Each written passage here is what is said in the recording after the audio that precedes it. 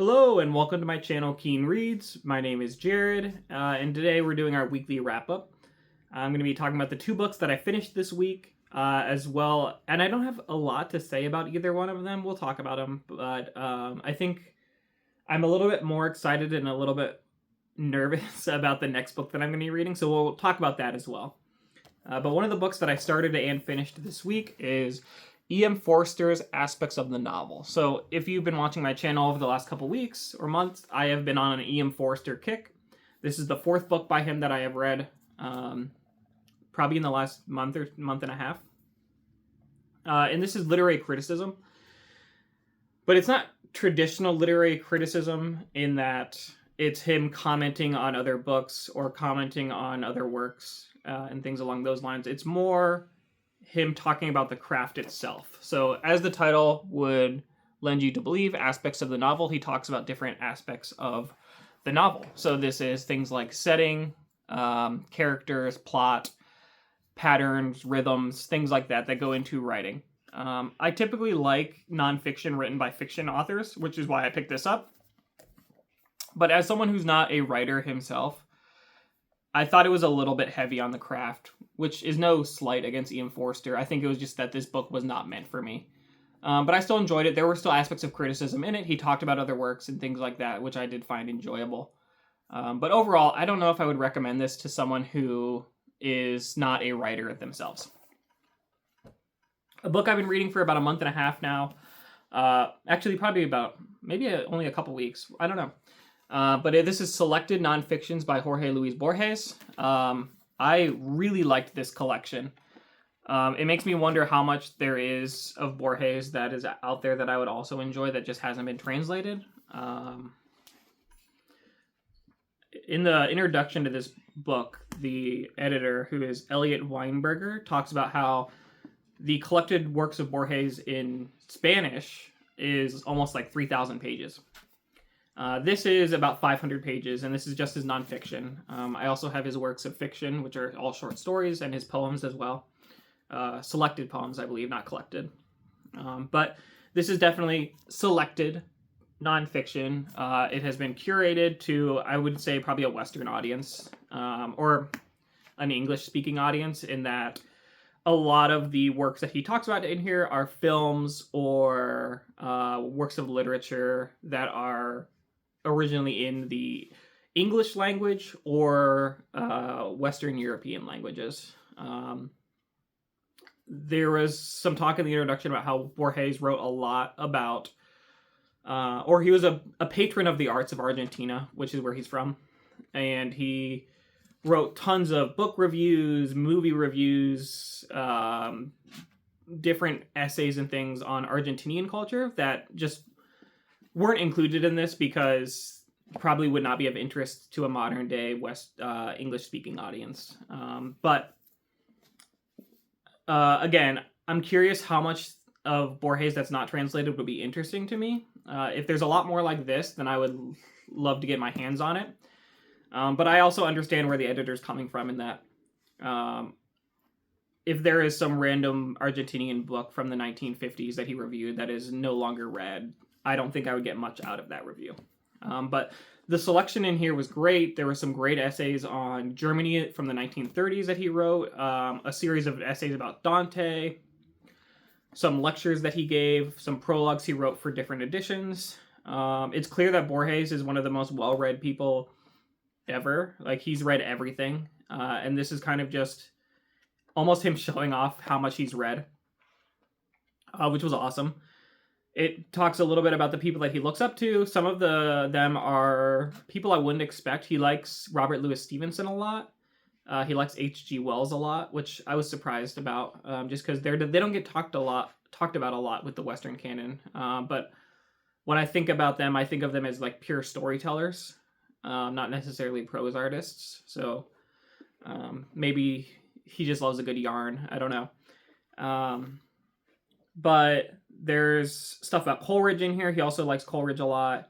Yeah, I would highly recommend this collection, especially if you've read his fiction. So then the book that I started this book last night. I'm almost done with the introduction, which is 130 pages.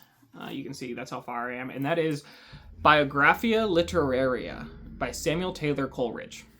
Now, this book is extremely intimidating, even more so as I get deeper and deeper into the introduction. Because of the nature of the work that it is, as well as the kind of the foundation that Coleridge had, and I guess he assumed his readers have, that I don't have. And we'll talk a little bit about that. But this is essentially started as a preface to a series of poems that he wanted to write, responding to a preface that William Wordsworth wrote, talking about his theory of poetry. So Coleridge kind of wanted to give his theory of poetry, and that's what this started as, and then it turned into this huge monster beast of a book. It doesn't look that big, but I think it's like 600 pages or something like that. It's like 130 pages, and then there's 2 volumes, each of which I believe are like 300 or 200 or 300 pages. I'm going to just read this quote from Arthur Symons about this book first. So this is: the Biographia Literaria is the greatest book of criticism in English and one of the most annoying books in any language. The thought of Coleridge has to be pursued across stones, ditches, and morasses. With haste, lingering, and disappointment, it turns back, loses itself, fetches wide circuits, and comes to no visible end. But you must follow it step by step. And if you are ceaselessly attentive, will be ceaselessly rewarded. So this book I originally picked up because I thought it was something different. I thought that it was essentially a collection of his literary essays about criticism and things like that, because Coleridge, like Borges actually, is one of the most well-read people ever. He just read everything. And I think that's what it kind of started out as his theory of poetry, and then a collection of essays. But what it turned into is this amalgamation of his thoughts and opinions on poetry, literature, art, theology, philosophy, metaphysics. It seems like he's really just throwing everything into this book. Here is a diagram. Let me see if I can find it.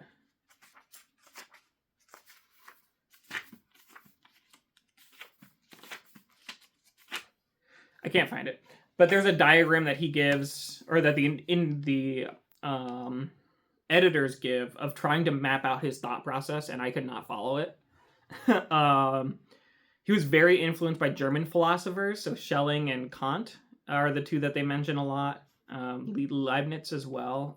I've heard of Leibniz, I don't know how you say his name, and Kant, obviously. Never heard of Schelling. Also talks about some English philosophers that might have played a role, such as Hobbes and Locke, but it really seems like a lot of his ideas on metaphysics comes from Kant. And of course, I've never read any German philosophers at this point. I plan to dig into philosophy eventually, but I plan to read it chronologically, so starting with Plato, and then going to Aristotle, so on and so forth. So it'll be a long time before I ever get to the German philosophers. So we'll see how much I'm able to get out of this book, how much I'm able to follow. I'm probably going to read it on its own. I also read the first chapter of A Passage to India by EM Forster, but after reading starting the introduction to this thing, I think I might need to just focus on this book and really give it my full undivided attention if I'm going to really get through it. It almost gives me the same feeling and the same kind of butterflies in my stomach before I read Anatomy of Melancholy, which was an arduous endeavor, but very rewarding, and that's what I'm thinking this is going to be as well. So I think this week is going to be dedicated to just reading this, and obviously I'm not going to finish it this week, but if I get bogged down, I may kind of open up A Passage to India, which is the last EM Forster novel I plan to read at this point. So what have you been reading? Have you read the Biographia Literaria? What are your thoughts on it? If you have, any tips would be appreciated. Let me know what your thoughts on Borges are. Otherwise, have a great day.